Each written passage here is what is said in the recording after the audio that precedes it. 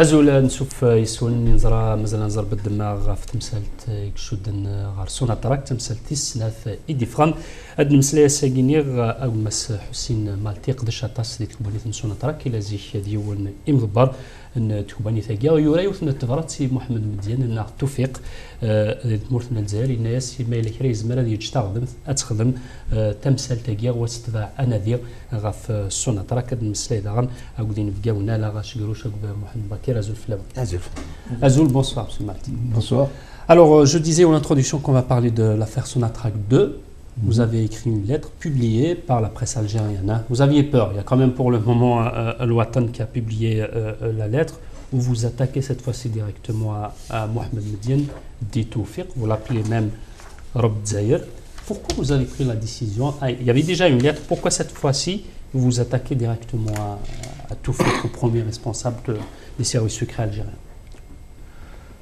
M'attaquer à Toufiq, non, c'est simplement la suite un peu de ce que j'avais fait jusque-là. Je m'étais adressé aux enquêteurs du DRS, donc des gens qui travaillent sous ses ordres, qui étaient chargés d'enquêter sur ces scandales de la Sonatrach. Et le véritable scandale, finalement, ce n'est pas eux qui l'ont découvert, ce sont les Italiens. Et c'est parce que quand j'ai vu que toute la presse italienne ne parlait que de cela, et pendant quelques jours, d'abord, pas un mot dans la presse algérienne, c'est au bout de 3 ou 4 jours simplement que la presse algérienne a commencé à en parler, et c'est seulement à ce moment-là que le parquet d'Alger s'est autosaisi de l'affaire, dit qu'il allait lancer une enquête. Bon, j'étais un peu outré, scandalisé par cela. Je dis, on avait soi-disant des enquêteurs qui étaient là pour découvrir ce genre de choses, et visiblement, je pense personnellement, qu'ils ont dû découvrir un certain nombre de choses. Bon, ils n'ont pas voulu les annoncer, quoi.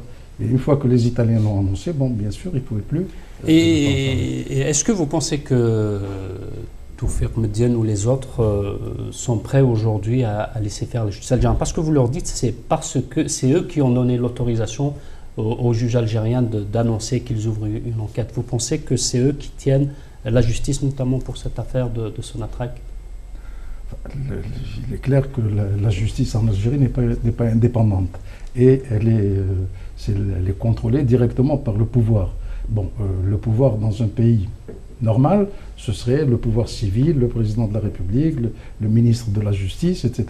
Bon, dans notre pays, on sait que le pouvoir, en réalité, le véritable pouvoir est ailleurs. Et le véritable pouvoir, il est entre les mains de l'armée et essentiellement entre les mains du DRS. Donc c'est pour ça que je me suis adressé au patron du DRS qui, lui, a le pouvoir justement de... Vous l'appelez, enfin vous dites Rob Zahir. Pourquoi vous dites ça? Vous n'étiez peut-être pas obligé, vous préfériez rajouter, apparemment c'est ce qu'il a dit lui, c'est ça? C'est une expression qu'a utilisée lui-même, comme je le dis dans la lettre. Les circonstances, il les connaît très bien, dans lesquelles il s'est présenté comme étant Rob Zahir, comme étant le dieu de l'Algérie. Bon, je vous dis, j'étais vraiment scandalisé, outré par le fait que l'on ne fasse rien, que l'on attende, que Alors je dis, vous dites que vous êtes le dieu de l'Algérie, alors allez-y, montrez-nous que vous êtes...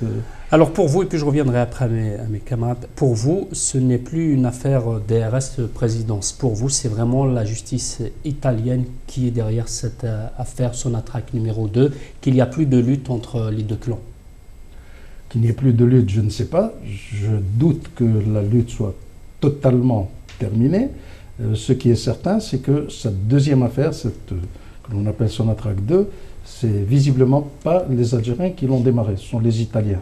Maintenant, est-ce que les Italiens et les Algériens ne sont pas de mèche? Est-ce que du côté de l'Algérie, on ne leur a pas soufflé aux Italiens de démarrer quelque chose? J'en sais rien, c'est du domaine des possibles, hein, tout cela.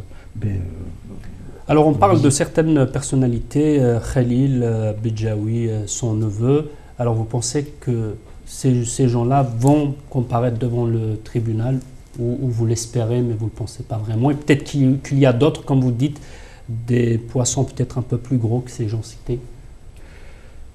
Est-ce qu'ils vont comparaître devant la justice? Je ne sais pas. Moi, il me semble que, étant donné que c'est la justice italienne qui a quand même démarré cette affaire, et c'est la justice italienne qui a avancé ces noms-là, c'est les Italiens qui ont avancé celui de Cheikh Khalil, qui ont avancé le Farid Bedjaoui, etc. Donc, je m'attends à ce que la justice italienne elle-même les entende, ces gens-là, qui serait au moins auditionné. Et si les Italiens devaient faire cela, ou s'ils devaient simplement lancer une commission rogatoire, je crois que dans ces cas-là, les Algériens ne pourront pas ne pas en faire autant. Alors avant que je vous laisse, vous pourriez aussi lui poser des questions, mais j'aimerais juste vous poser une question, Monsieur Laraché-Grouche, puisque vous êtes chercheur en géopolitique, expert en énergie. Comment on peut évoluer, parce qu'on en parle de 200 millions, de 300, de 5 milliards, comment on peut évoluer une corruption, notamment les chiffres, dans un groupe industriel, notamment pétrolier comme Sonatrach? Comment on fait pour avoir les chiffres? Si vous me permettez, j'aurais bien réagi par rapport au débat qui a précédé. Il y a une chose fondamentale, c'est pas que la justice italienne fonctionne parfaitement bien. À mon sens, c'est la dernière justice en Europe et les affaires mafieuses en Italie sont excessivement de notoriété mondiale.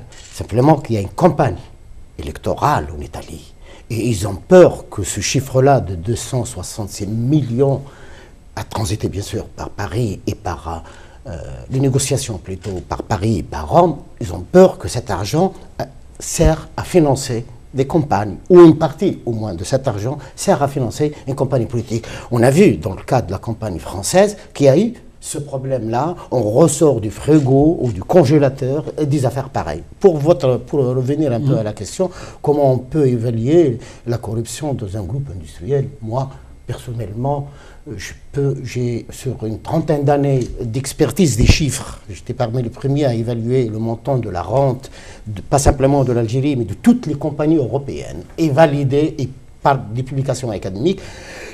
Moi, je ne m'inscris pas dans la suspicion. La suspicion n'est pas du domaine du chercheur, elle est du domaine du politique. Le politique. S'il y a corruption, il y a la justice. S'il n'y a même pas la justice, supposons que la justice algérienne ne fonctionne pas, et le droit algérien peut sanctionner de la même façon celui qui a volé un œuf et celui qui a volé un bœuf. Et tout citoyen a le droit de déposer plainte. Parce que, surtout dans le cas de Sonatrach, comme un bien public, appartient à l'État algérien. Il n'appartient ni à tel ministre ou à tel président, ni à telle notabilité militaire ou civile. Ça appartient au peuple algérien. Moi, en tant qu'Algérien, de ce plateau-là, si je sais où j'ai les dossiers en main, je déposerai plainte. Donc, il est pratiquement impossible d'évaluer sur plusieurs années. On peut évaluer un dossier. L'affaire de Saïpen, par exemple, on peut l'évaluer, parce qu'on a les pièces. Mais évaluer la corruption d'un système et d'un régime, ça, même Transparence exagère. Alors, Mohamed, j'aimerais bien qu'après on revienne vers lui sur ça, mais est-ce que quand on voit comme ça ces affaires, lui il dit qu'il ne pense pas que c'est une lutte de clans, que finalement, est-ce que les élections de 2014 sont en ligne de mire ou pas, les présidentielles? Il n'y a absolument rien à exclure. Bon, je voudrais commencer par une petite remarque, c'est que l'émission a été prévue depuis une semaine quasiment. C'est vrai. Donc, on n'a pas attendu l'autorisation pour la préparer. Un post-scriptum de M. Malti qui est quand même à lever. C'est d'une chose. Pour ce qui est des enjeux, il peut y avoir énormément d'enjeux. Il y a des lectures différentes. Il y a la lecture que fait M. Malti. Il y a la lecture qu'on a déjà abordée, celle de Rachid Bali d'Algérie Express, qui considère que c'est un double protectorat qu'il y a sur le pays, qu'il y aurait un protectorat qui s'exercerait en travers Bouteflika, qui serait un protectorat français, un protectorat en travers le DRS, qui serait un protectorat américain, et que ce serait justement le DRS qui aurait fuité les choses en direction de l'Italie dans le cadre d'une guerre qui se déroulerait aujourd'hui en perspective des élections de 2014. Le problème, c'est qu'on ne peut pas avoir d'éléments tangibles sur ces lectures-là. C'est des projections, c'est des interprétations. Il n'y a pas vraiment, sauf à être dans l'antre de l'ogre, on ne peut pas avoir vraiment d'éléments tangibles sur ça. Mais on peut s'interroger sur la survenance de ces révélations. C'est quand même quelque chose qui est très, très gros. Et peut-être que M. Malti pourrait nous parler de la corruption ou des commissions dans le milieu pétrolier en général. Est-ce que l'Algérie fait exception? Ou est-ce que c'est quelque chose qui existe de par ailleurs? Ou est-ce que l'ampleur que ça a atteint en Algérie est une ampleur exceptionnelle? Qu'est-ce qui fait la particularité de l'Algérie sur cette question-là? Ce n'est pas exceptionnel. La corruption existe dans tous les pays pétroliers, sauf les pays développés. Elle n'existe probablement pas en Norvège. Bon, mais sinon, elle existe d'une manière générale, et en particulier dans les pays sous-développés. Maintenant, qu'est-ce qui fait la particularité de l'Algérie? D'abord, effectivement, les sommes. Les sommes sont énormes, d'une part. D'autre part, ce qui fait la spécificité de l'Algérie, c'est qu'un peu, je dirais pratiquement tous les hommes du pouvoir y sont mêlés d'une manière ou d'une autre, et que ces gens du pouvoir ont essayé de créer même une certaine complicité chez le peuple lui-même, pour pouvoir justement se couvrir, pour ne pas être accusé d'être des corrompus. Comme vous le savez, aujourd'hui en Algérie, toute personne qui détient un petit brin de pouvoir négocie son pouvoir. Vous allez à la mairie demander un extrait de naissance, vous devez payer. Parce que le gars qui délivre l'extrait de naissance, lui, a le pouvoir de le faire. La question, et à partir du moment où l'on a étendu cette corruption à l'ensemble du peuple, parce qu'évidemment le peuple voit tout cela et se dit, après tout, pourquoi pas moi? Et donc il y a une certaine couverture. Et puis, troisièmement, pourquoi cette spécificité? Parce que c'est notre pays et la question qui viendrait en premier lieu, vous avez été responsable à Sonatrach. Oui. Or, Sonatrach, vous le dites, depuis quasiment le début de l'actuel pouvoir, donc depuis 1965, connaît à un niveau ou à un autre une propagation et une pratique corruptive. Qu'est-ce que vous avez fait lorsque vous étiez en place? Est-ce que vous aviez connaissance de ces faits? Lorsque vous étiez au sein de la Sonatrach, est-ce que vous aviez connaissance de ces faits? Est-ce que vous avez résisté? Est-ce que vous avez accepté ce fait? Du temps où j'étais personnellement à la Sonatrach, il y a eu un cas qui est connu de tout le monde, c'est celui de M. Adzgar. Hein, ce cas-là, on savait très bien, tout le monde savait que c'était un ami du président et qu'il agissait de concert avec le président. Bon, il faut dire que le nom de M. Adzgar était tabou, que serait-ce encore ce qu'il faisait. Et par conséquent, on avait simplement des doutes lointains, mais il n'y avait pas de... C'était de la corruption ou de la casse noire? Alors, c'était une corruption contrôlée, je dirais, en ce sens que ce que je sais de l'affaire de Adzgar, c'est que c'était un homme d'affaires qui profitait de sa relation avec le président pour régler ses propres affaires et s'enrichir, mais en même temps, il constituait un peu une sorte de caisse noire, un lobby pour le pouvoir, pour acheter des complicités, des soutiens à l'étranger. Si vous me permettez, et moi je suis franchement, honnêtement, en tant que chercheur, sidéré par ce type de débat. Quand il s'agit de terrorisme, tous les Algériens sont assassins. Celui qui est dans le maquis ou celui qui est dans la caserne. Les deux sont assassins. Quand il s'agit de la corruption, tout le monde est corrompu. Moi, je ne suis pas corrompu parce que, pourtant, c'est mes raisons. Je n'ai jamais exercé de responsabilité en Algérie et donc je peux me permettre de parler franchement. Il y a un problème. Il y a un problème fondamental. Par vos propos, on remonte de Adzgar. Donc, c'est le système algérien qui est en cause. On discute des effets de la fièvre. On ne discute jamais du vrai problème. Et c'est fait, et c'est alimenté. Vous avez absolument raison. Ces annonces-là alimentent une question fondamentale. Ils nous empêchent de discuter du vrai problème. Le vrai problème, c'est la gouvernance économique. J'avais publié sur le Watan beaucoup d'articles sur cette question-là. C'est le mode de gouvernance. Chakib Khalil, quand il a introduit la déréglementation en Algérie, quand il a cassé son Algaz, Sonatrach, il a décapité ses compétences accumulées sur 30 ans, sur 40 ans, personne n'a dit rien. C'est le mode de gestion qui est responsable de ça. La même chose, il peut remonter. L'ancien Premier ministre Brahimi, quand il annonce 26 milliards, moi j'ai cherché dans la symbolique de 26 milliards, quand il a été évincé par Chedli en 88, effectivement, ça fait 26 ans d'indépendance, et il a collé un chiffre que personne, je défie quiconque, qui peut évaluer ce chiffre-là. Ça ne veut pas dire qu'il n'y a pas de corruption. Il y a énormément de corruption. La fièvre, elle est là. Mais quand on amplifiait la fièvre Elle cache autre chose. C'est le mode de gouvernance qui pose un gros problème. D'accord. J'aimerais qu'on avance. Je ne sais pas si vous n'avez pas de commentaires. J'aimerais qu'on parle un peu de Chakib Khalil, parce qu'on en parle beaucoup. Alors, c'est qui, si vous pouviez nous faire un portrait, je le demande à vous, c'est qui Chakib Khalil? Chakib Khalil, c'est un ami de Abdelaziz Bouteflika, donc de notre président, un ami d'enfance. Ils ont grandi ensemble, ils ont vécu ensemble pendant longtemps, jusqu'à l'âge de, je sais pas, la vingtaine, grosso modo, au Maroc. Il a été ensuite faire des études aux États-Unis. Il est revenu dans les années 70 pour passer 4 ou 5 ans en Algérie. Puis il est reparti à nouveau aux États-Unis et il en est revenu en 1999. En 1999, il a été appelé par son ami d'enfance, donc Abdelaziz Bouteflika, qui venait d'être proposé comme qui venait de se faire élire président de la République.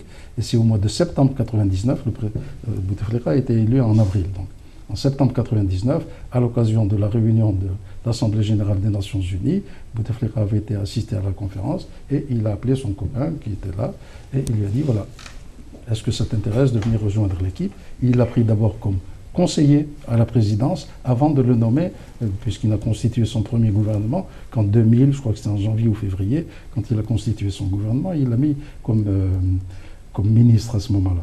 Bon, je voudrais quand même signaler au passage que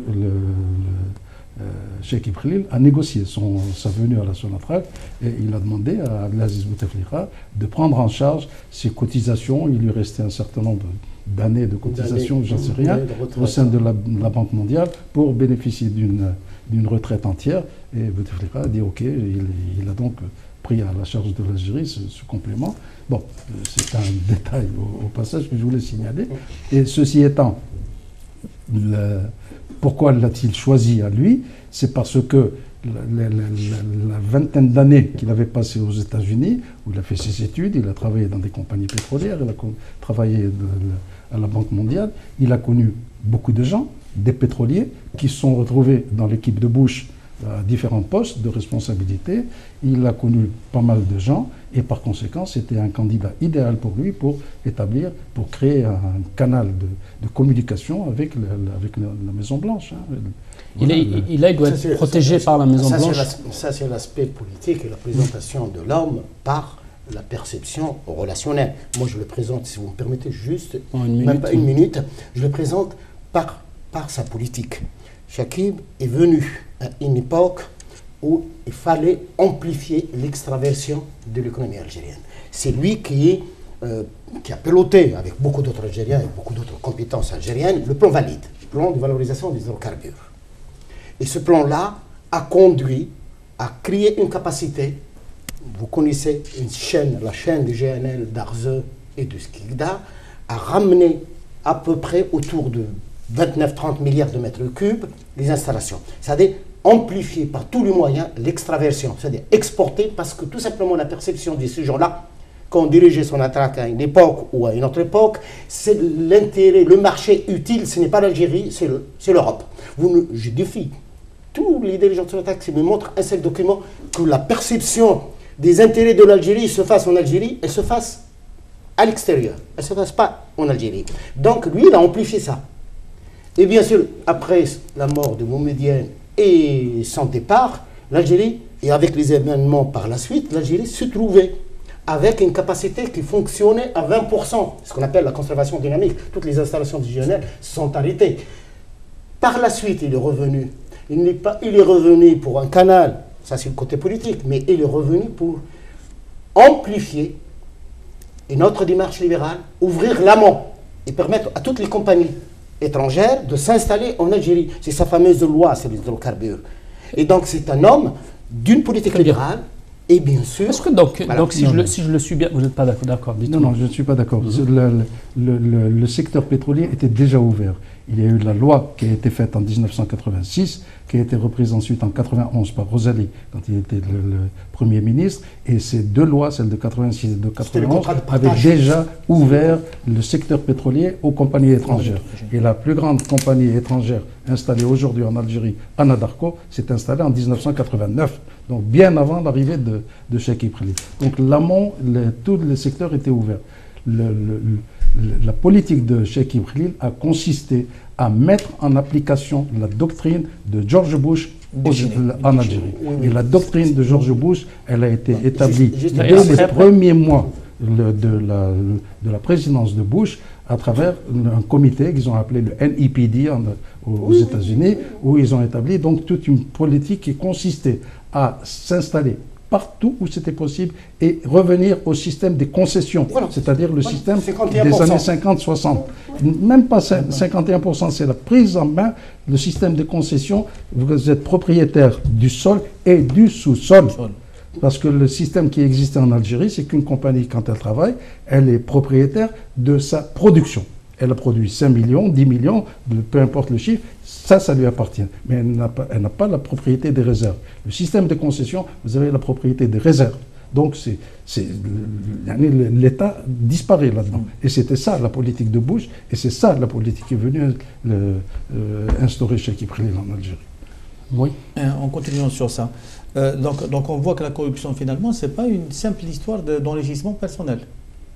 La corruption, c'est quasiment l'abandon des intérêts nationaux. Il y a eu ça aussi, bien sûr. Et quand on voit la trajectoire, en partant de Cheikh Ibrahim, on voit que c'est aujourd'hui, avec la dernière révision de la loi sur les hydrocarbures, qu'on aboutit à la finalisation du plan. On a eu l'exemple avec BRC. BRC, c'était une compagnie soi-disant mixte, algéro-américaine, et qu'est devenu BRC? C'était une courroie de transmission des contrats confiés par les Algériens à BRC, que ce soit la Sonatrach, ses filiales, ou même le ministère de la Défense, le ministère de l'Intérieur, et toute une série d'organismes qui ont sous-traité à BRC. BRC transmettait ça à sa société mère Brown & Root, qui faisait le boulot et qui encaissait, comme vous le savez, ça a été dénoncé par les journaux algériens, des surfacturations de 600 et 700%, avec en plus le fait d'être aux premières loges dans le développement du pays et dans le contrôle de l'armée algérienne. C'est ça ce que faisait BRC. Évidemment, derrière, il y avait la CIA, etc., qui a utilisé BRC. Donc c'était effectivement la souveraineté du pays qui était en cause. Juste, et puis je reviens vers vous là. Parce que je vous ai demandé les chiffres, vous m'avez dit, je ne sais pas, vous dites dans votre lettre au général Toufiq Oummediane, vous dites 200 millions, c'est ridicule. Est-ce que vous pouvez nous situer les chiffres, les commissions, les rétrocommissions, c'est combien à peu près les pertes? Dans ce domaine, tout dépend, suivant que quand c'est sur les achats ou ventes de brut, quand c'est sur les services, quand c'est sur le... Bon, en gros, dans le domaine des services, comme celui-là, c'était Saipem, ça tourne aux alentours de 10%. Autant que je sache, en Algérie, on est beaucoup plus gourmand que ça et on demande des chiffres beaucoup plus importants. On est plutôt vers les 15-20%. Alors, si on prend même 10%, on sait que Saipem a eu pour 11 milliards de dollars de contrats de 2005 à aujourd'hui. Bon, multiplié par 10%, ça vous donne déjà 1,1 milliard. Quand vous dites on sait, oui. Moi qui suis profane, ça veut dire que c'est dans les milieux pétroliers qu'on sait, c'est dans les milieux de l'encadrement national qu'on sait, c'est quelque chose qui est dans l'autorité publique. Vous voulez dire les pourcentages ou les chiffres de contrat? Sur les taux, sur le taux qui est appliqué à tel service ou à tel... Pour ce qui est des services, quand je parle de 10%, c'est le taux qui est, comme je le dis dans ma lettre. Ça veut dire, est-ce que par exemple c'est dans les milieux pétroliers européens qu'on dit qu'en Algérie nous sommes confrontés à telle demande de rétrocession de commission? Oui, ou est-ce que c'est quelque chose qui est banalisé dans le milieu des gestionnaires algériens? Non, je pense les chiffres, quand je dis les moyennes communément admises, comme je le dis dans ma lettre, ça c'est ce qui circule dans les milieux pétroliers et on sait que ça tourne aux alentours de 10%. Bon, mais en ce qui concerne l'Algérie, comme vous dites, il y a eu des cas où des gens ont dit chez vous ils sont très gourmands, ils demandent beaucoup plus. Bon, voilà ma réponse. Deux petites précisions pour les téléspectateurs et par respect à eux. Je m'inscris en faux. Et par les textes, jusqu'à la loi de 92, c'est le système qu'on appelle partage de la production. Et ce système de partage de production connu, publié par tout le monde. À partir de la loi de qu'on a produit un article, et à partir de ce jour-là, j'étais interdit d'accès à toute information au ministère de l'Énergie par Chakib Khalil, le monsieur qui est en face de vous. Je suis une victime. J'étais victime en 82 également. Interdit au ministère de l'Énergie pour accéder à l'information. C'est un droit. Et donc le contrat de production, c'est un contrat, c'est un excellent système. Il s'est repris. C'est un excellent système et à l'honneur de ceux qui ont monté ce système-là. Par contre, ce qu'introduit Chakib, appelons-le comme vous voulez, système de concession, retour aux concessions des années 60, mais c'était le système 51, 49, avec, vous avez raison, propriété du produit qu'on extrait et produit, propriété jugement. Et ça, c'est absolument grave. Maintenant, sur la question que... Vous n'êtes pas d'accord? Non, le 51-49, souvenez-vous que dans la loi de Chakib Khalil, telle qu'il a faite, la Sonatrach ne pouvait avoir qu'un maximum de 30%. On accordait 100% à la compagnie étrangère qui pouvait rétrocéder entre 0 et 30% à la Sonatrach. Mais l'étranger prend 51%. Alors, non. Ah bah c'est prenez au maximum, l'étranger vous ne parlez pas de la même loi. Vous ne parlez pas de la même loi. Je parle de la même loi. Non, vous ne parlez pas de la même loi. Je parle de la même loi. Monsieur Malti parle de la loi qui n'a pas été publiée, celle qui devait être adoptée. Et ce qui est grave, vous permettez, je connais, je vais vous citer des blocs. Le bloc Arnet, le dernier bloc. Et comment les concessions en 2010, 14 décembre, je vous donne les chiffres. 50 opérateurs qui se présentent, chacun prend la décision de geler. Repris en 2011, et c'est bien sûr Total qui a le bloc Arnet. Chacun a transgressé même la loi qui était utilisée sur les investissements 51-49.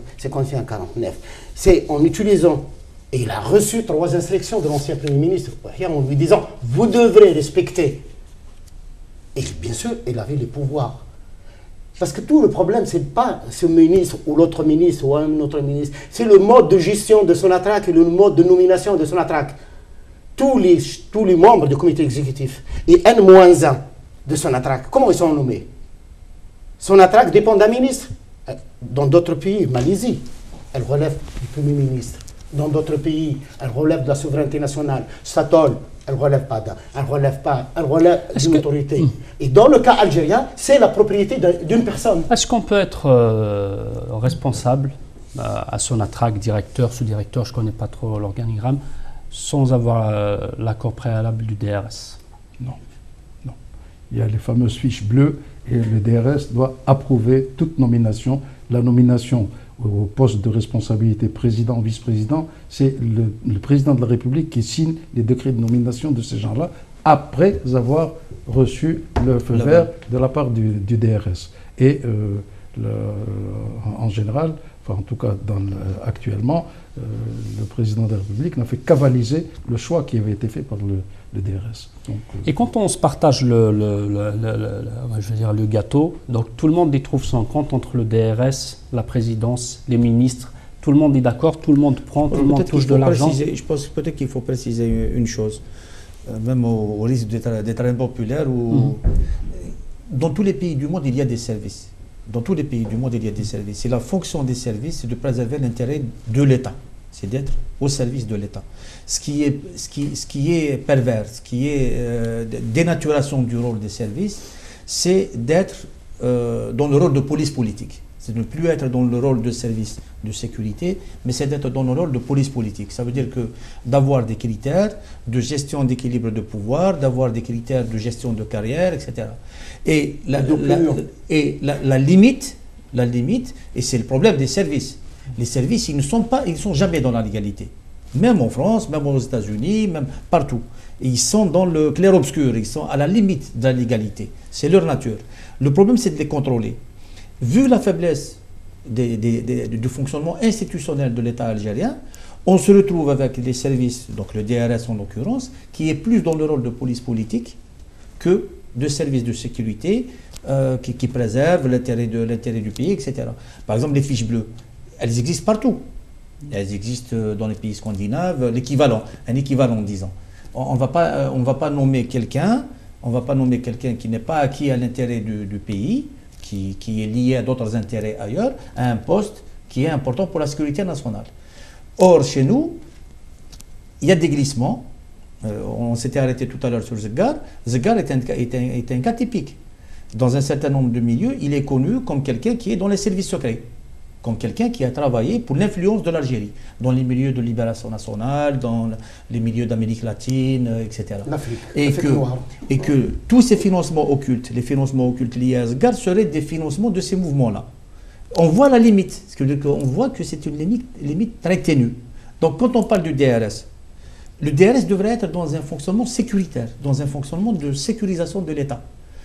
Et ce qui est à dénoncer, c'est le fait qu'il soit dans la gestion politique. Ça, c'est quelque chose qui est condamnable. Mais est-ce que justement le DRS, la présidence et je ne sais pas, peut-être d'autres partis, est-ce toutes ces parties sont concernées par la corruption? Moi, je suis convaincu que oui. Moi, je suis convaincu que tout le monde participe plus ou moins au partage du gâteau. Et vous savez, en Algérie, on le sait, ça, tout le monde le sait, qu'il y a une lutte pour le pouvoir entre justement le clan de la présidence et le clan du DRS, enfin le clan de l'armée contrôlé essentiellement, piloté par le DRS. Bon, ça c'est une lutte pour le pouvoir, mais néanmoins, sur le plan de profiter de la manne pétrolière, ils en profitent tous et chacun sait ce que fait l'autre, mais on ferme les yeux parce que bon. Mais quand on voit la liste de certaines personnes, Chekib, Bedjaoui, on a plus l'impression que c'est des gens de l'Ouest, c'est les amis du président. On n'a pas encore des noms venant de l'autre côté. Pourquoi? Exactement. Et vous avez très bien deviné. Et c'est peut-être la raison pour laquelle ma lettre a été publiée aujourd'hui. Pourquoi? Parce qu'elle dénonce, peut-être, je ne sais pas, aux yeux de certains, un certain clan. Mais moi, je n'ai fait que reprendre des noms qui ont paru dans la presse italienne. Hein, je ne les ai pas inventés. Mais néanmoins, ce que je dis dans ma lettre, je dis très bien que tout le monde est concerné. Bon, s'il y avait des noms de l'autre clan qui avaient été publiés, ne vous inquiétez pas, je les aurais repris. Bon. Est-ce que la politique de Chekib, s'il vous plaît, on a le même phénomène dans les autres secteurs? Vous connaissez parfaitement l'affaire de l'autoroute Est-Ouest, le problème des barrages, le problème du logement, etc. C'est un phénomène. Il faut se poser la question. Moi, ça ne m'intéresse pas de parler de la corruption, parce que c'est la fièvre. Il faut parler, il faut la faire baisser. Mais moi, ce qui est important, et dans l'intérêt du pays, pour le devenir de l'Algérie, ce n'est pas de parler. Si vous avez un système, par exemple, fiscal qui fonctionne, vous êtes un cadre de Sonatrach, et vous connaissez votre salaire, et le lendemain, vous avez un logement de 15 milliards. Et c'est un système fiscal qui fonctionne, vous êtes empêché. La même chose, si vous avez un système de justice qui fonctionne, et si vous avez un système, comme il vient de le décrire, un système sécuritaire, qui fonctionne dans le domaine de la protection du patrimoine, il peut se mêler d'autres affaires, mais quand il s'agit du patrimoine économique du pays, il faut le protéger. Mais vous n'avez absolument rien. Tout est perverti. Et c'est normal. Si un enfant ne prend pas des vaccins, abandonné par ses parents ou sa famille, et c'est normal qu'elle s'expose à des attaques. Donc c'est plus un problème de gouvernance que de corruption, d'après M. Lara. La corruption est un système de gouvernance. On gouverne. Il est érigé en système de gouvernance. Bien sûr, c'est cela. Non, je ne suis pas d'accord. Parce qu'avec la corruption, vous achetez des consciences et des partis, comme je le dis. C'est ça ce qui se passe en Algérie. Vous croyez que les scores de 90% ou je ne sais pas quoi aux élections tombent comme ça du ciel? Il y a ceux qui sont convaincus, bon, mais c'est un petit pourcentage, et les autres, il y a l'argent, il y a la carotte, le bâton, comme on dit, qui justifie cela. Et l'argent joue un grand rôle. Je vais revenir vers vous. Une seconde. Je ne suis absolument pas d'accord. Oui. Parce que si c'est un problème de gouvernance, on peut vous demander des comptes. En qualité de directeur, ou de chef de département, ou de responsable, ou de ministre, on vous demandera des comptes par rapport à la loi qui gère les statuts de votre entreprise ou de votre ministère ou de votre secteur et par rapport au décret qui vous a permis d'être nommé, vous ou moi ou quelqu'un d'autre. Si c'est un problème de gouvernance, il y a des lois. Mais si c'est un problème de corruption, bah, on accuse tout le monde. Moi aussi, je suis... Très bien. Alors, moi j'aimerais juste que, pour nos téléspectateurs qui nous regardent, si vous pouviez nous expliquer un peu comment ça se passe, comment on arrive à la corruption, comment se négocie un marché, et on exige des commissions, des rétrocommissions, comment ça se passe pratiquement? Si quelqu'un, un profane nous regarde pour qu'il comprenne un peu, comment on arrive à corrompre ou à être corrompu à son attaque? Vous savez, par exemple, dans le domaine pétrolier, dans le domaine de la vente de pétrole, et ça je l'ai mentionné dans la lettre précédente, vous pouvez aller à Alger, débarquer avec des milliards de dollars en poche et dire je veux du pétrole algérien, on vous dira il n'y en a pas. On dira on a tout vendu, tout est... si vous insistez, on dira oui, bon maintenant essayez de voir peut-être telle société, ou vous voyez avec notre bureau de Londres, peut-être qu'ils ont des quantités, parce que le bureau de Londres, on lui affecte une quantité annuellement, bon, ils ont quelques millions de tonnes qu'ils essayent de placer éventuellement, ou le bureau de Houston. Donc, déjà, au départ, on vous oriente vers la source qui va vous amener à acheter du pétrole. Et quand vous entrez en contact avec ces personnes, ou enfin cette source que l'on vous a indiquée, bon, ben, cette personne vous le dira carrément. Elle vous dira, si vous voulez du pétrole, voilà, les conditions, c'est... Et voilà. Et bon, au cours de ces contacts, vous découvrez, ou on vous dira qu'en réalité, c'est telle personnalité, parce que, évidemment, vous voulez quand même une garantie, vous allez arriver avec des milliards pour acheter du pétrole, vous voudrez être certain d'abord de l'avoir, etc. Bon, ben, vous saurez qu'en réalité, ce que vous versez comme commission, c'est pour Monsieur X ou Monsieur Y. Elle reste à l'étranger, les commissions. L'argent, il reste à l'étranger. Bien sûr, on ne va pas le transformer en dinars, on n'en a pas... Mais on achète des biens avec. Non. Et c'est là aussi un problème de gouvernance. Quand un ministre est nommé, vous allez immédiatement, prenons le cas de Chakib, n'allons pas loin, dans son cabinet et autour de lui, et au niveau, dans le prolongement, son atraque, laissons son agace de côté, c'est une forme de servitude clanique, familiale, villageoise, communautaire. Ma communauté, je suis de tel coin, donc c'est ma communauté. Et vous allez même, à toutes les époques, vous rentrez dans un département, si la tête c'est X, vous retrouvez c'est X1, X2, X3. Je n'ai pas à rajouter le feu sur allumer davantage de fièvre. Donc c'est ce système. Et effectivement, ce qu'il dit, demain, par un appel d'offres quelconque, on vous envoie à la source. Et la source exige l'opacité. Et généralement, tous les Algériens qui sont installés à l'étranger sont exclus d'office. J'avais fait des soumissions. Et vous avouez à un cas, à l'époque de Chakib, une soumission pour une affaire bien particulière. Et bien sûr, quand ils ont vu le nom, ils ont supprimé ça.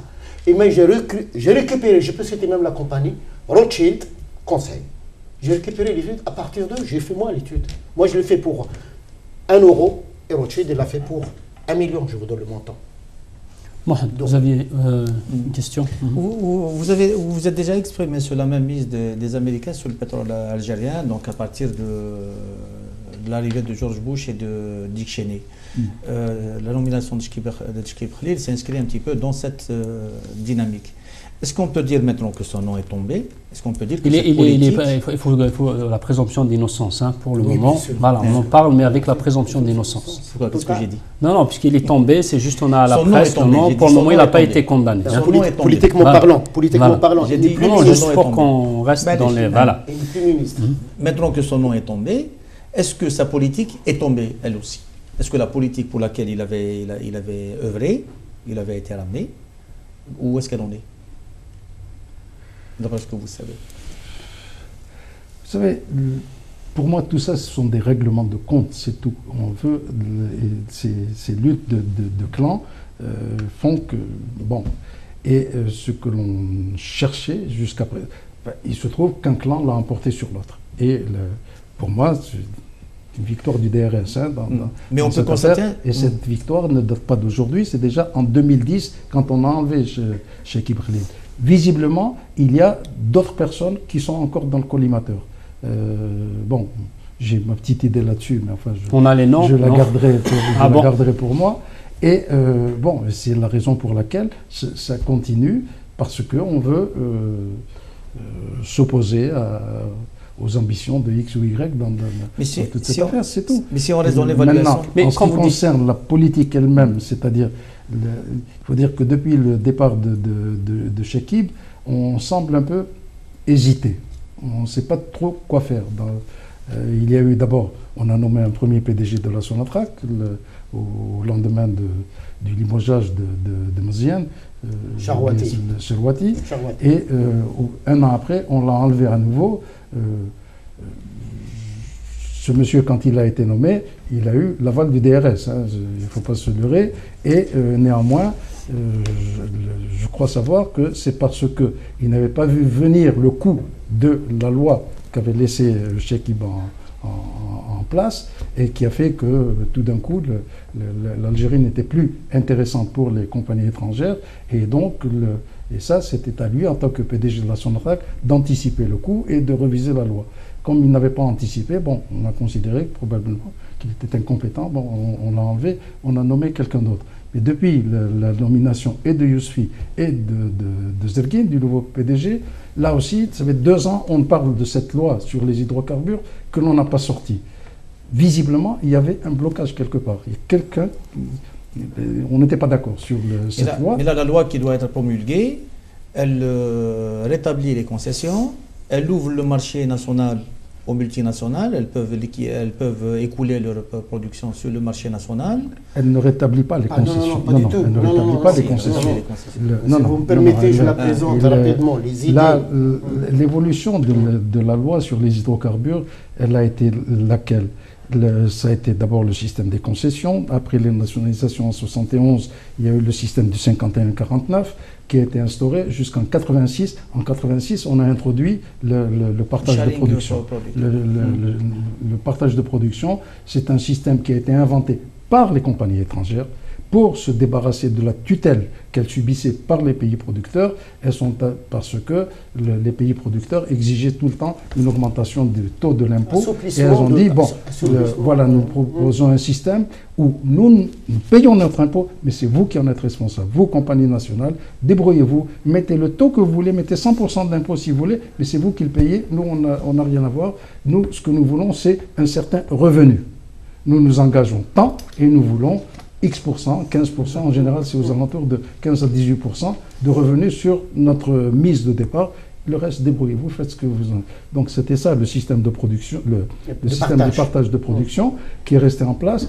Chekib, quand il est arrivé, il a voulu revenir au système des concessions, mais il n'a pas annulé le système de partage de production, parce qu'il y avait des sociétés qui étaient là, engagées avec ce système, il ne pouvait pas leur dire non. Mais il a introduit une notion qui les dérangeait, parce qu'il ne l'avait pas prévu au départ, celle du 51%, c'est ce qu'on lui a reproché, le 70% dont je parlais tout à l'heure, il a introduit le 51%. Or, vous ne pouvez pas, dans le système de production, à partir du moment où le gars exige un certain revenu. Ensuite, quel va être le pourcentage? Ça ne dépend plus de lui, ça ne dépend plus de personne. Ce n'est plus une affaire de négociation, c'est une question de calcul.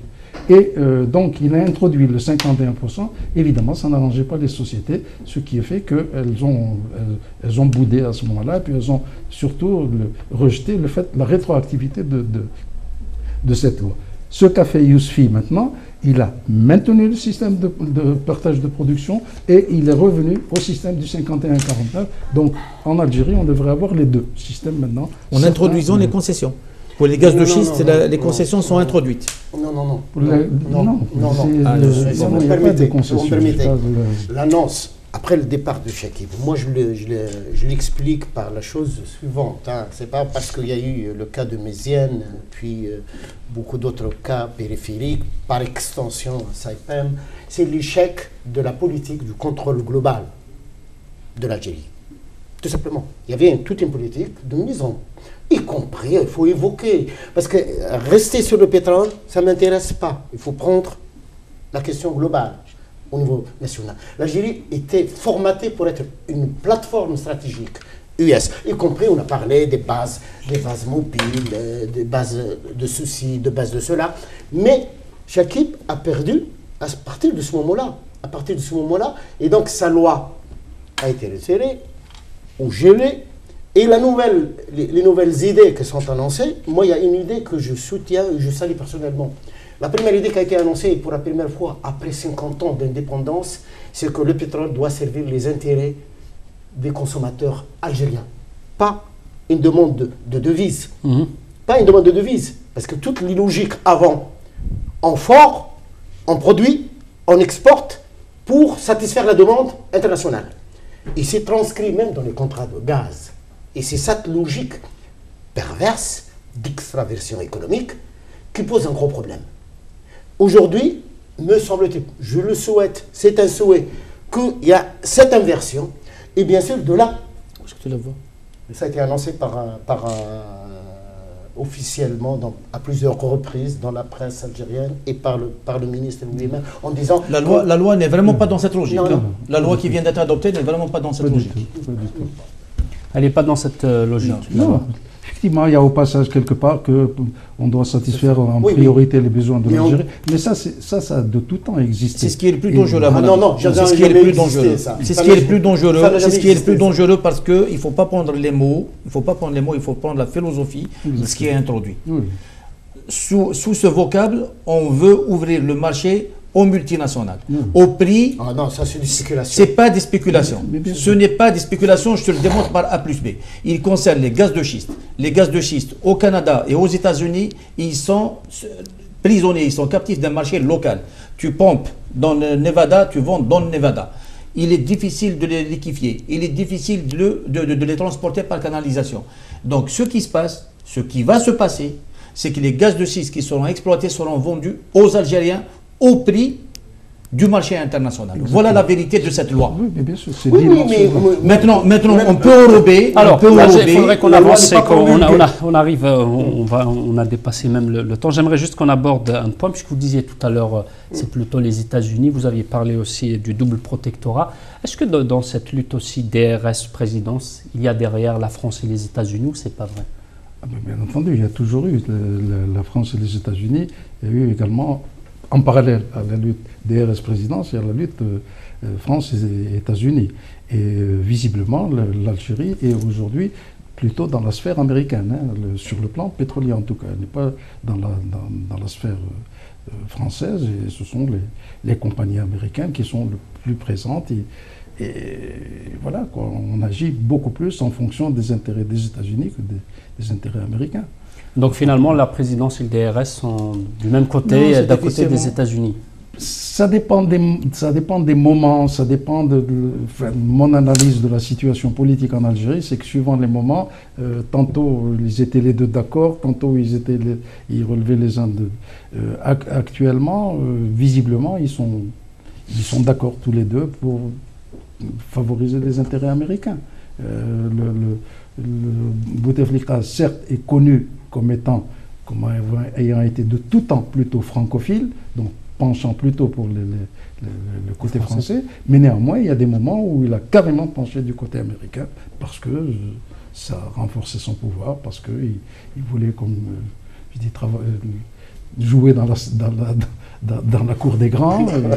Voilà. Si par spéculation, je peux adhérer à votre analyse, mais quand vous voyez les chiffres, le gaz algérien s'exporte principalement en Europe. Les tuyaux de Medgaz jusqu'à la dernière génération, ou celui qui va être réalisé, le Galci, le Medgaz, tout ça vers l'Europe. Quand le pétrole algérien, destination principalement l'Europe, les compagnies américaines, si je vous cite Total, si je vous cite Gaz de France, Statoil, Cepsa et toutes les autres compagnies européennes, le contrôle américain, il veut s'exercer d'une manière géopolitique. Et ça concerne le Grand Sahara, le Sahel, et il veut que l'Algérie, parce que c'est un pays qui a des moyens dans le pétrole et une armée absolument qui a une expérience dans la lutte contre le terrorisme, il veut utiliser l'Algérie comme un gendarme. Voilà l'intérêt américain. Par contre, pour les intérêts économiques et énergétiques, ils sont vers l'Europe, cher monsieur.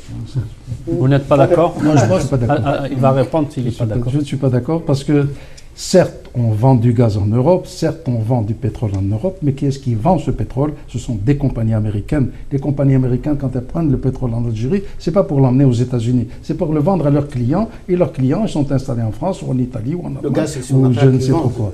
En ce qui concerne le gaz, bien entendu, on n'a pas de gazoduc qui va vers les États-Unis. Et par conséquent, on ne peut pas livrer du gaz par gazoduc aux États-Unis. Néanmoins, on a vendu du gaz jusqu'à récemment par du GNL aux États-Unis. On continue à en vendre de temps en temps. Bon, aux États-Unis, maintenant, il y a certaines productions de gaz de schiste et de plus en plus, les États-Unis vont vers une certaine, disent-ils, indépendance. Je ne sais pas s'ils vont l'atteindre en ce qui concerne le gaz. Voilà, c'est tout ce qui... mais ce n'est pas le fait de vendre à X ou Y qui signifie que vous êtes lié politiquement à même vers les États-Unis, pour préciser, même vers les États-Unis, c'est Gazilis, une association Gaz de France Sonatrach, et c'est Shell. Donc, cher monsieur, non.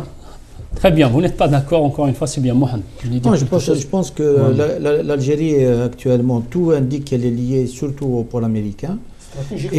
Et la dernière loi l'illustre parfaitement, parce que là, c'est très dangereux pour le pays.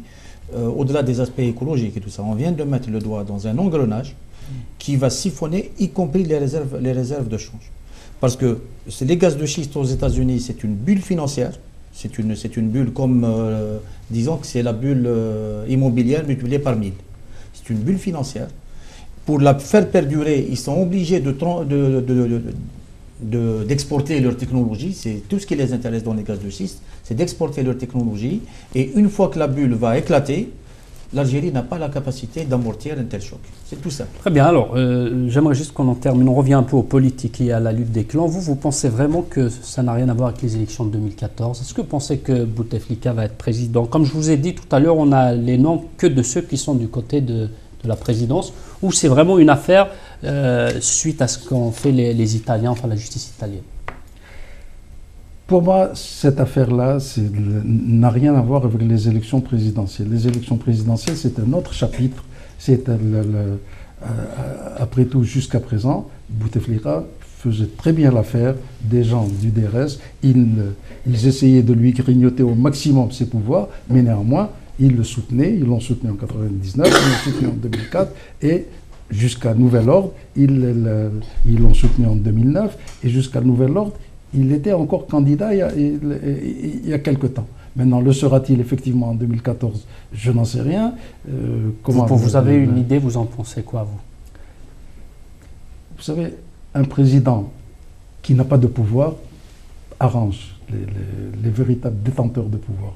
Et ça a été ça. Bouteflika, durant de 1999 à ce jour, il a essayé un peu à certains moments de se débattre. Bon, mais par conséquent, on l'a maintenu. Alors, autant que je sache, il semblerait qu'il n'y ait pas encore de consensus sur un candidat de substitution. Bon, et tant qu'il n'y aura pas de candidat de substitution, je suis convaincu qu'on le maintiendra. Est-ce que c'est la justice italienne, algérienne aussi, est-ce que si elles fassent vraiment leur travail, vous en êtes sûr qu'il doit y avoir des noms qui font partie de l'autre camp, de l'autre clan? Normalement, oui. Si on le fait correctement. Normalement, oui. Est-ce que vous, même si peut-être vous ne pourriez pas le dire, vous avez une idée, vous avez des certitudes que s'ils le font, il doit vraiment y avoir ces noms? Oui, oui. Il y aurait des noms. Il y a des noms. Je sais pas, il y a des noms. Maintenant, veut-on les dénicher? Ça, j'en sais rien. Je ne sais pas. Est-ce que l'action, sincèrement, est-ce que l'action de la justice italienne est une action autonome, indépendante? Je ne sais pas. Je vous ai dit tout à l'heure. Non, connaissons le milieu pétrolier, connaissons les relations internationales et tout ça. En principe, là, non. En principe, là, ils ont déclenché, semble-t-il, c'est une affaire purement intérieure à l'Italie qui a fait qu'ils ont déclenché le scandale. Mais est-ce qu'ils n'ont pas été un peu orientés? Est-ce qu'ils n'ont pas été poussés? Je n'en sais rien. Je ne sais pas. Franchement, je ne sais pas. Un mot, puis on va en finir par... On peut déclencher à tout moment des enquêtes. Moi, je pense qu'il y a deux facteurs. Un, je l'ai cité tout à l'heure, c'est spécifiquement italien lié à la campagne. Et deuxièmement, c'est assez bizarre, ça intervient juste après après l'attentat de Enaminas. Et donc, moi je pense le fait qu'aujourd'hui, pas un seul journal, pas toute la bulle Internet, on parle que de ça. Et donc, il y a effectivement, et vous avez absolument raison qu'il y a des corrompus, mais tout le monde n'est pas corrompu. Qu'il y a des assassins responsables de 200 000 morts, effectivement, mais tous les Algériens ne sont pas assassins. Est-ce que l'élite de Sonatrach, et puis pour répondre à sa question, est-ce que l'élite de Sonatrach est mise de côté vraiment? Les gens qui doivent... Parce que vous parlez aussi dans la lettre de l'incompétence, c'est ce que les étrangers disent. Est-ce que l'élite de Sonatrach, elle travaille ou elle est mise à l'écart par les gens placés par les deux clans? L'élite de Sonatrach, malheureusement, enfin, la Sonatrach a évolué dans le temps. Et l'élite de la Sonatrach n'est plus responsable réellement du secteur. Je m'excuse d'en parler, mais je sais comment ça se passait de mon temps. En tant que responsable de la Sonatrach, j'avais 2 fois ou 3 fois plus de pouvoir qu'en en a le meilleur des ministres d'aujourd'hui, ce qui n'est plus le cas aujourd'hui. Aujourd'hui, les responsables de la Sonatrach, ils obéissent à des ordres, on leur dit tu fais ça, ça. Bon, certes, ils ont un avis technique, mais ils se limitent à cela. Au moment des nationalisations, quand je suis allé voir le ministre pour lui dire je viens de rencontrer les gens de Total, ils m'ont dit qu'ils allaient retirer leur personnel ce soir, je lui ai dit est-ce que tu as des instructions spéciales à me donner? Il m'a dit fonce. Voilà l'unique instruction que j'ai eue. Ça veut dire que j'avais tous les pouvoirs de faire ce que je voulais. Et j'ai fait ce que j'ai pu pour essayer. Bon. Parce que le processus, attendez, parce que le processus de sélection à l'époque, vous connaissez Sonatrach de l'intérieur, pour être chef de département, minimum 5 ans. Pour être directeur, il fallait peut-être 10 à 15 ans. Et pour être vice-président, il fallait... Aujourd'hui, cher monsieur, vous pouvez être vice-président en 5 ans. Vous rentrez la veille, 5 ans après, vous êtes vice-président. Mohamed, allez. Abdelatif Benachnou, ancien ministre des Finances, a quantifié le recul des capacités de production nationale à 20% entre 2005 et aujourd'hui. Qu'est-ce que vous en pensez?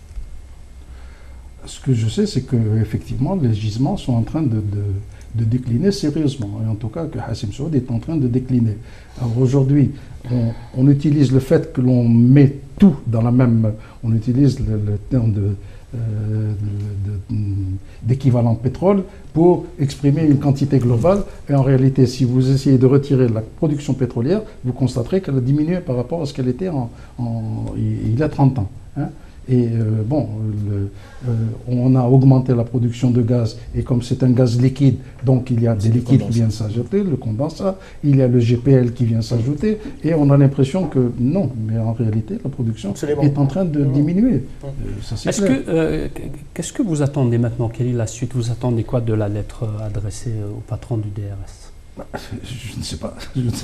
Vous espérez quoi? Moi, j'aimerais bien que les choses aillent jusqu'au bout. Hein. C'est quand même si l'on ne devait parler que de 200 millions de dollars ou d'euros, c'est quand même 200 millions. C'est pas un euro qui ont été détournés. Il y a des gens qui doivent payer pour ça quand même. Je pose la question à vous. Ça, elle vous concerne, peut-être elle concerne notamment ceux qui, elle concerne tout le monde, mais notamment ceux qui sont alliés avec Sonatrach. Est-ce que vous avez la qualité, et si vous l'avez, pourquoi vous n'allez pas en justice? Pourquoi vous ne déposez pas plainte? Vous, tous ceux qui sont... Pourquoi vous n'allez pas déposer plainte contre ces détournements vous-même? Vous, avec vos camarades, avec vos anciens, oui.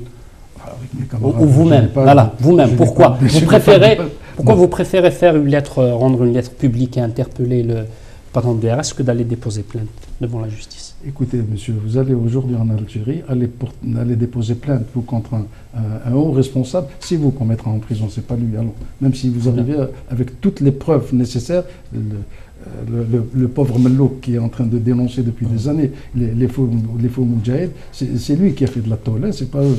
Bon, donc, personnellement, je considère que ça ne sert absolument que de toutes les façons, votre plainte ne sera jugée irrecevable, on vous dira comme on dit chez nous, et voilà, c'est tout. Alors, c'est ma manière de porter plainte. Très bien. Je porte sur la voie. Il y a eu cette plainte, il y a eu cette lettre, il y a eu votre livre, c'est une Malte, histoire du pétrole algérien.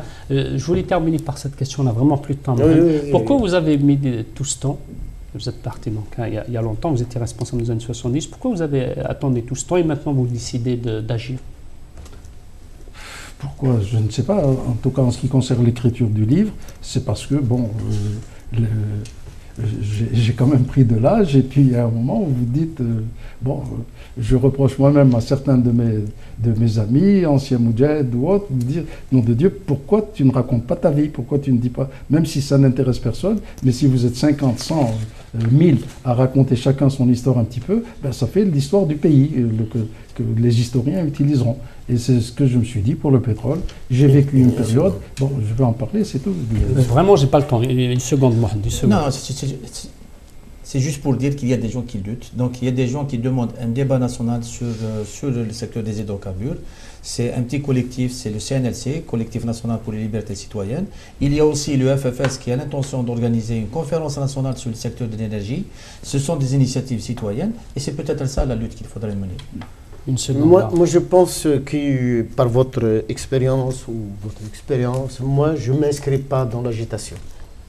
Le peuple algérien qui a su faire face à beaucoup de menaces dans son histoire, il peut faire face à cette grosse menace. Et ça se résume par le mot suivant. Nous avons une gouvernance sous tutelle presque similaire à celle de la régence d'Alger. Sonatrach est dans la tutelle et tous les gens qui sont à Sonatrach doivent effectivement une excellente contribution pour montrer, parce que le plus important, ce n'est pas la corruption, c'est le processus de mise sous tutelle qui est dramatique. Alors, je terminerai par vous. Est-ce qu'il y aura d'autres actions? Comme je vous disais, il y a eu le livre, il y a eu la lettre d'avant, il y a eu cette lettre. Vous ne comptez pas vous arrêter là? Pour moi, la lutte contre la corruption, je compte me consacrer autant que je pourrai. Voilà.